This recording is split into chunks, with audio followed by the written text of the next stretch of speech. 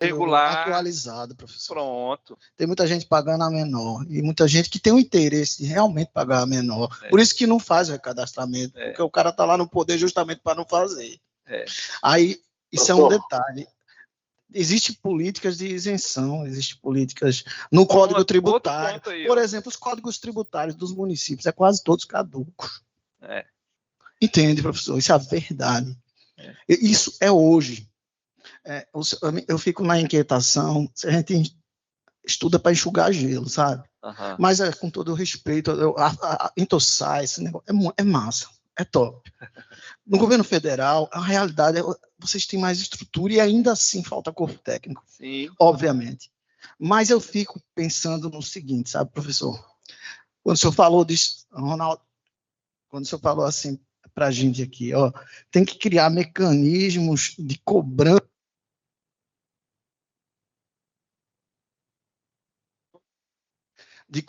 desses controles. Existe,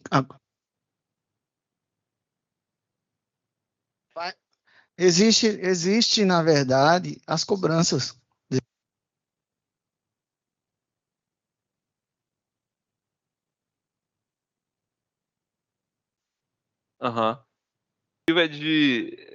É de município de pequeno porte. Olha aí.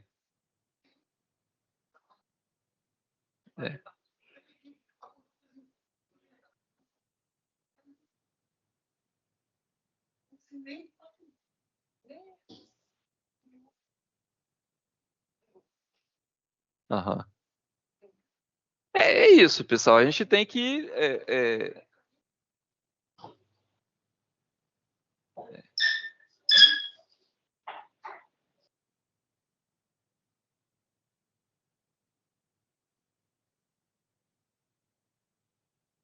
Ronaldo, né? Ronaldo, assim, ó, o que eu vejo? Infelizmente, hoje, a gente tem um problema de seleção de gestores públicos, entendeu? Na política. Então, por exemplo, se hoje eu assumisse uma prefeitura de qualquer porte, eu ia ser o primeiro a implementar os controles administrativos, porque o meu nível de conhecimento de gestão e de tal é que eu sei que essas estruturas elas são fundamentais para me atingir performance. Como hoje a gente não tem competição entre escolha de gestores, a gente tem esses problemas secundários, que o gestor que entra, ele não patrocina essas ferramentas de gestão. Ele não quer isso.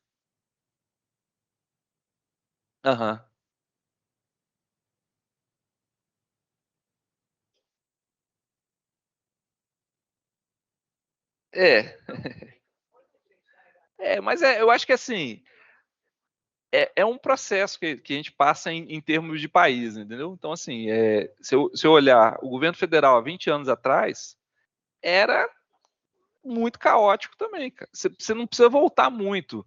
A gente teve um escândalo do orçamento, dos anões do orçamento. Era uma coisa absurda de descontrole, enfim. Por quê? Você não tinha tecnologia, você não tinha transparência, você não tinha... Enfim, de um certo nível, as coisas estão melhorando na administração pública. Às vezes, até chegar no município, isso ainda vai caminhar um tempo mais. Mas esse aqui é um exemplo. O tribunal está se especializando em altas práticas de avaliação, de controle, enfim. E o tribunal pode ser um indutor dessas práticas. Com certeza que os colegas vão pensar de outra forma essa relação com os municípios, vão pensar de outra forma essa questão de coleta de dados, enfim, vão ter várias outras iniciativas, né, de boas práticas e de que podem daqui, não amanhã, né, que também você tem todo um processo mas daqui a 5, 10 anos, surtir efeitos aí. Acho que é isso, é um processo de evolução. O Brasil, cara, em termos de prática administrativa, você pega esses outros países, né? A gente não sabe porque às vezes o nível de transparência desses países é baixo também, né? Foi o mês passado, eu recebi uma equipe da Itália, que é a Polícia Econômica Financeira lá, que equipara a Polícia Federal deles. Só que lá eles só tratam crimes financeiros.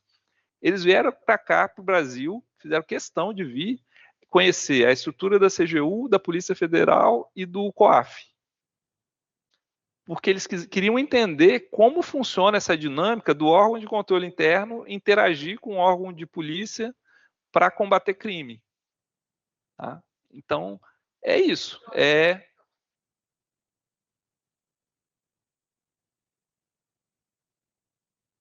Uhum.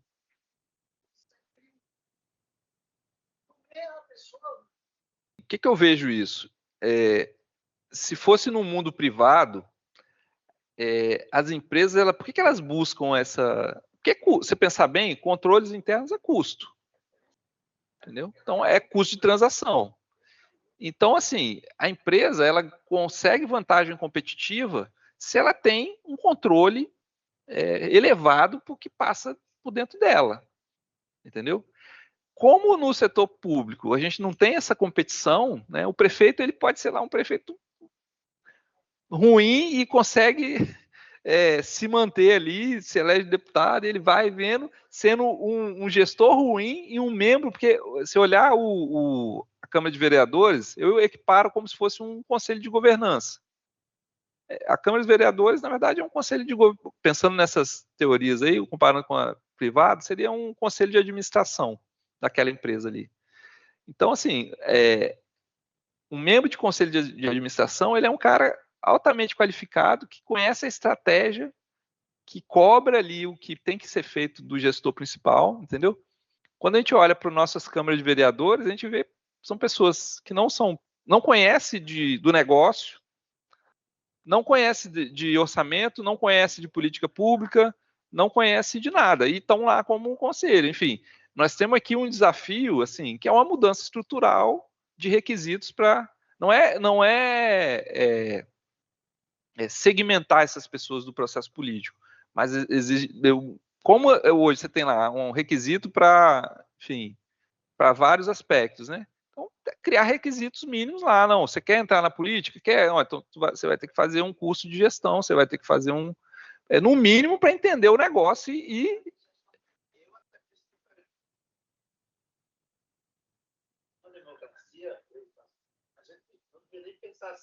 fazer o cara lá, o Wellington Político. Mas ele teria ser obrigado a ter uma assessoria. Ok.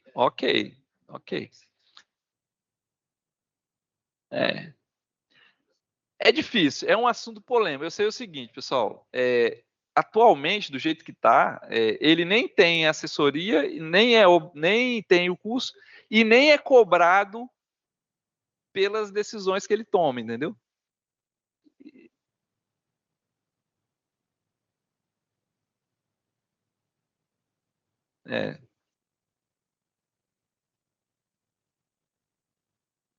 Enfim, são estruturas aí que a gente tem que melhorar. Nós estamos aqui na academia para isso, pessoal, abordar essas questões complexas.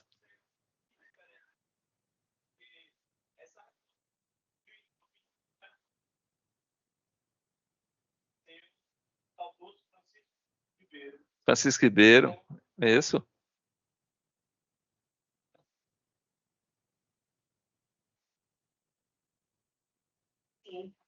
A tese do mestrado, tese não, a dissertação do doutorado dele foi sobre... Que bacana!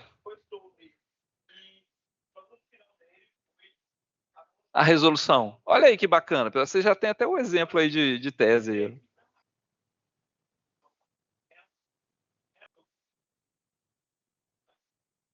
Num doutorado profissional, num mestrado profissional, justamente para isso. É produto tecnológico. Pronto, gente. Vocês já acharam aqui mais umas 2 ou 3 teses aqui. Só de levar, traduzir, né, esse arcabouço aqui para um município menor. Será que ele precisa ter esse nível todo de controle? Será que ele precisa ter...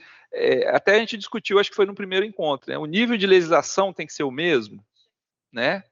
Então, assim, talvez a gente vai ter que ter aqui como as empresas, as PMS têm, né? Legislações específicas para PMS. Vamos levar essa discussão.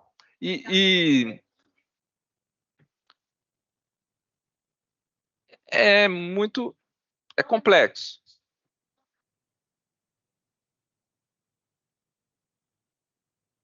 Então, a gente tem que pensar aí em modelos de adaptação ou modelos de gestão direcionados para esses pequenos municípios. E isso tem que vir de legislação mesmo, provocar aqui, discutir em Atricom, discutir em nível da Associação dos Municípios. Porque, no fundo, do que a gente vê, assim, em termos de insumo e produto, né, que a gente entrega nos municípios recursos e vende produto, a gente vê um desperdício enorme de recursos, e o gasto vai todo do ponto de vista administrativo. Então, para cumprir ali burocracia, ele contrata consultor, contrata isso, contrata aquilo, e produto mesmo que ele deveria estar entregando ali, merenda em escola, e etc, ou a rua calçada, coleta de lixo e tal, ele acaba não entregando. Saneamento, não sobra dinheiro para investimento, né? Porque a burocracia administrativa ali exige, né, um patamar alto que vira custo de transação, ele não sobra para investimento. Estudar isso aí, pessoal, é fundamental para a gente avançar. Pode falar, Andréa. Professor, e mais uma colocação também. Os municípios hoje, eles não fazem auditoria interna. Eles malmente têm controle interno. Ainda tem mais Perfeito. isso. É isso mesmo. Bem lembrado, André. Muito bom. Como é que a gente vai fazer aqui? Vamos seguir aqui, senão a gente não fecha. Como é que a gente vai planejar aqui nossa auditoria financeira, né? A parte de avaliação de risco. Então, eu tenho que aqui, entender a entidade, planejar os procedimentos de avaliação de risco, né? Identificar e avaliar o risco de distorção relevante e identificar a atividade de controle para mitigar a ocorrência de risco. E aí isso vai passar aqui, pelos procedimentos de avaliação de risco, entendimento do processo, identificação dos riscos, identificar a atividade de controle para tratar os riscos e avaliar risco inerente, que é a probabilidade, magnitude e significância dos riscos, e riscos de controle. Tá? Esse aqui é o escopo que você já conhece aí do COSO. Vamos em frente. Ele detalha aqui mais, falando aqui dos exemplos aqui de avaliação de risco, né? Então, ocorrência de transações e eventos que foram registrados ou divulgados ocorrerem e essas transações e eventos referem à entidade. Então, por exemplo, eu tenho lá que a aquisição de um registro lá no meu patrimônio, a aquisição de um bem, né? Onde que eu ia checar essa ocorrência dessa transação? Teria que pedir lá os documentos do cartório para ver se aquele bem está registrado em nome da prefeitura, ou se aquele veículo está registrado em nome da prefeitura. Ok? Então, essa é uma... Então, eu posso ter uma visão aqui de risco. Então, qual é o risco que eu tenho aqui? Que um bem que aparentemente é da prefeitura não está registrado no nome dela. Veículo e tal, enfim. Né? Outro ponto aqui, de transação que eu vou verificar. Integralidade. Se todas as transações estão lá relacionadas e contabilizadas no meu balanço ou no meu contexto financeiro lá, ok? É o caso lá que a gente estava citando do IPTU, né? Será que todos os imóveis lá, eles têm o registro no cartório, né, como aquele proprietário, e estão constando do cadastro de imóveis da prefeitura? Será que não tem não tem um grupo lá de pessoas que não registrou ali o cadastro, né? Ou seja, precisão também, né? Os valores e outros dados relativos às transações e eventos foram registrados apropriadamente divulgados e as divulgações relacionadas foram adequadamente mensuradas e descritas, né? Então, será que eu tenho ali o valor do terreno lá de 1.000 metros quadrados, né?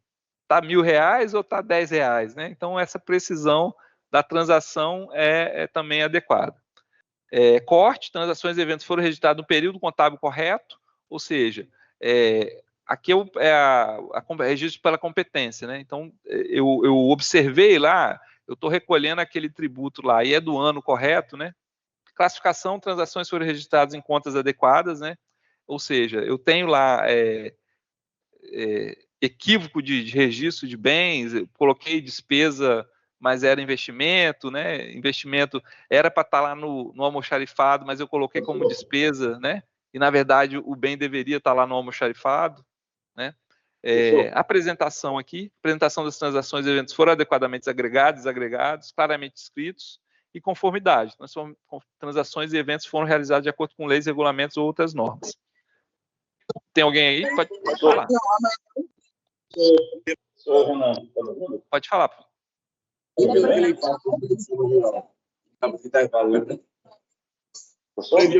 Agora esse dia aqui tá bom, hein? Música. Ela gosta de falar. Eu estou te ouvindo. É porque eu acho que tem uma outra pessoa. Renan, pode ir, Renan. Queria passar um caso concreto que aconteceu recente. Eu trabalho na companhia de habitação do estado do Pará, né? E uma diretoria administrativa e financeira. E tem uma área extensa aqui no estado, que é uma área que foi historicamente invadida, né? Que lá aproximadamente 3 mil famílias, né? Isso há 50 anos atrás. Mas essa área pertencia ao Estado. Quando foi recente, o Estado decidiu disponibilizar o título de regularização dessas famílias. Perfeito. Né? Uma questão social. E aí, pasme, que assim, aqui na companhia nós temos tanto uma auditoria interna quanto uma empresa de auditoria externa. Perfeito. E durante décadas, a gente nem vai entrar no mérito, né? Mas durante décadas, a área nunca entrou no balanço patrimonial. Entendeu? E aí, quando a área de regularização fundiária foi iniciar o processo da titulação da área para as famílias, a gente fez o cruzamento de dados, a contabilidade da companhia não tinha a área registrada no balanço. No patrimônio, no balanço. Olha aí, ó. Exato. E aí a área avaliada em falta de auditoria financeira. 140 milhões a área era avaliada. Né? Aí a gente... E aí o que aconteceu? O que a gente foi fazer? A auditoria apreciou e analisou. Que a área só estava entrando no balanço quando, porventura, alguém iria comercializar unidade por unidade. Né? Por exemplo, uma família que estava lá há anos, queria, de fato, regularizar o seu título, aí ia regularizar aquele lote entrava no balanço de forma individualizada, no balanço da companhia. Né? Aí a gente acionou a auditoria externa, falou com os órgãos de controle externo até também, né? Porque como é que a gente ia fazer? Porque historicamente passaram-se aí, sei lá, 5, 6 décadas e nunca entrou no balanço patrimonial. Mas tudo foi identificado, de fato, pelo serviço de auditoria, tanto interno quanto externo. E aí tinha um impacto financeiro monstruoso. Como era para uma questão social, né? Era uma área historicamente invadida, então, de fato, a gente conseguiu dar um desfecho sem maiores impactos, né? Mas historicamente o impacto já vem sendo acumulado durante décadas, né? E o serviço de auditoria e até mesmo de controle nunca tinha sempre tinha passado batido isso, né? Uhum. É um exemplo aí típico aí de falta de auditoria financeira, né? Uhum. Que é justamente para fazer essa coleta de todo, né? Conferir se o patrimônio é esse mesmo, se está tudo registrado em nome da companhia, enfim. Uma das grandes da grande utilidade, né, dessa auditoria financeira é trazer essa completude e alinhar o que é o processo financeiro real da companhia com a demonstração financeira que ela publica. Né? E nesse processo de auditoria financeira, pessoal, é muito comum a identificação de fraude. Porque a hora que você vai lá entender todas as transações, buscar todo o patrimônio, ver o inventário, é aí que você vê as apropriações indébitas, enfim, desvio de recurso, desvio de bens, enfim, desvio de recurso financeiro, ausência de registro para recebimento de propina. Então, a auditoria financeira ela traz um conjunto de oportunidades para a atuação da auditoria. Tá? Professor, e de fato, o que aconteceu? Só chegou a constatar, a auditoria só conseguiu chegar à conclusão, né, disso, porque quando a gente como era uma área historicamente invadida, né, aqui no Estado, a gente só conseguiu chegar e verificar que isso fazia parte do patrimônio da companhia, porque quando a gente foi fazer o processo de regularização da área, como um todo. Né? Aí acionou a companhia, né? Exatamente, que aí a poligonal toda pertencia à companhia. Perfeito, muito bom. Bora lá então, pessoal. uma segunda parte aqui, ó, dessa história de avaliação de risco, aqui a gente viu, ó, afirmações sobre classes de transações e eventos do período. Aqui a gente vai ver, ó, afirmações sobre saldo de contas e divulgações relacionadas no final do período. Então, por exemplo, também aqui em relação a saldo de contas e divulgações relacionadas, a gente vai ver o que aqui, ó, existência de ativos, passivos e participações societárias. Olha aí, ó, isso aí é o teste aqui nessa avaliação de risco. Direitos e obrigações, a entidade detém o controle de direitos sobre ativos e passivos, que são obrigações da entidade, né? Ou seja, todas as obrigações que estão registradas lá são mesmo da entidade. Integralidade aqui, todos os ativos, passivos, participações societárias que deveriam ter sido registrados, foram registrados. Todas as divulgações relacionadas, obrigado. Todas aqui as participações societárias foram incluídas nas demonstrações contábeis pelos valores apropriados e quaisquer ajustes resultantes da avaliação, alocação de resultados foram registrados adequadamente. Então, a gente tem aqui uma série de itens de verificação nas auditorias financeiras. Mas o propósito aqui essencial é justamente isso, é o deixar a demonstração financeira publicada o mais próximo, né, o mais refletindo de forma mais adequada o que é a situação financeira patrimonial da companhia. Tá? Também aqui, ó, classificação de ativos. Ativos foram classificados em contas apropriadas e, por fim, a apresentação também desses ativos. Muito bem. Aqui, em termos de transação e eventos, ó, para uma transação como uma compra de equipamento de escritório, a administração faz o seguinte afirmações nas suas demonstrações contábeis. Que ele dá um exemplo aqui de transações e eventos. Ó. A compra realmente foi feita? Olha aí, pessoal, que interessante, né? Todas as transações de compra estão incluídas na demonstração? A quantidade e os preços foram corretamente registrados? É muito comum aqui, quando a gente olha para a administração pública, né? É um ponto que é de problema, com certeza, é gestão de almoxarifado de medicamentos. Tá?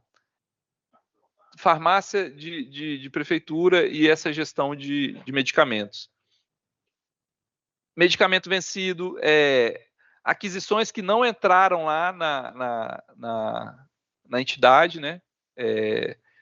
A prefeitura faz a compra, faz a licitação, licita, a entidade não entrega o bem e a prefeitura registra lá que entregou e que foi distribuído. Pronto. Lá no Espírito Santo teve uma série de operações lá que a gente atuou lá junto com a Polícia Federal. O que o pessoal chegava a fazer, pessoal? A empresa ela pagava propina para os responsáveis, né, pelas unidades, né? E aí ela entregava lá os medicamentos, só que aí ela precisava fornecer para outra pessoa, ela ia lá onde ela entregou, pegava o medicamento e entregava no outro. Com a mesma... E no outro, e era isso. E aí pagava passagem de viagem para a pessoa lá responsável, enfim. E não é faturamento baixo não, tá? A empresa faturando 200 milhões de reais e fazendo esse tipo de coisa, pessoal. Então, ela ganhava ali na licitação, né? E aí ganhava também no medicamento, que ela pegava o medicamento e vendia de novo para outro hospital do estado. Infelizmente... E ela foi, enfim, comprovado, e aí ela pedia lá 5%, 10% do valor da compra, mandava os bilhetes lá para o dono da empresa. É complicado. Então, testes esse aqui de transação, né, não só identificando aqui, porque o que acontece na organização? Quando eu mapeio esse processo, por onde o medicamento vai passar, né, imagine bem, então provavelmente se eu seguisse esse medicamento para o médico, para o farmacêutico, eu não ia encontrar documentos que comprovassem que esse medicamento passou por lá. Olha que interessante, pessoal. Então, uma auditoria financeira, ela vai o quê? Mapear esse fluxo que seria o processo completo dessa transação, e eu consigo, por essas conferências, né, por testes ali de controles e analíticos, né, validar a existência de fraude, ou erro, ou desconformidade. Beleza? Então, ó, precisão, quantidades, que os preços foram registrados corretamente, corte, a transação foi registrada no período contábil correto, classificação, realmente é uma compra de equipamento, não de custos de folha de pagamento, ou de veículo motorizado, ou contabilização feita de acordo com isso. E conformidade, a compra do equipamento de escritório foi feita de acordo com leis e regulamentos aplicáveis para tal. Então, na validação de transações e eventos, eu posso fazer essa gama aí de validação na auditoria financeira. Saldos contábeis aqui, o que eu analiso aí, ó, ao final do ano, né? Eu posso analisar aí, ó, se todos os veículos motorizados, equipamentos de escritórios, terrenos são reais, eles existem. Se os recebíveis, né, são reais, né?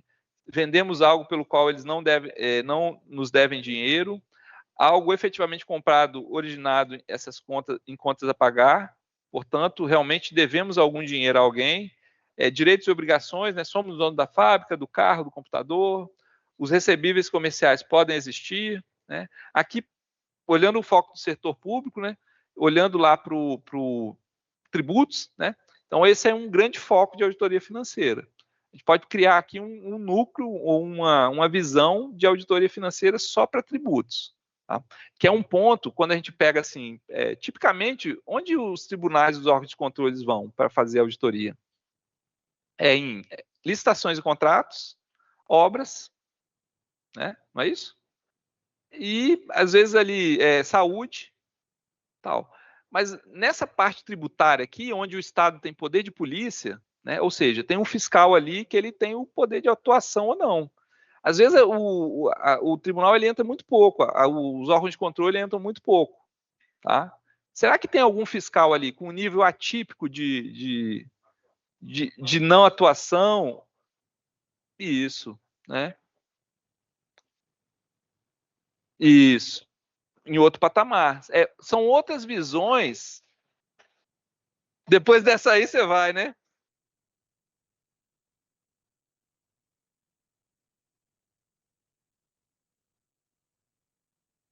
Aí te zoaram, hein, Marcela? O pessoal que está no online lá não entendeu, não. Tá? E são valores relevantíssimos e expressivos. Tá?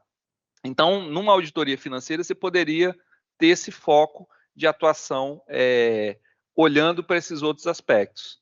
Tá? Em termos aqui de materialidade, a estrutura conceitual do IASB, ela traz aqui que a informação material, se a sua missão, distorção, omissão aqui, né? Não é missão, não.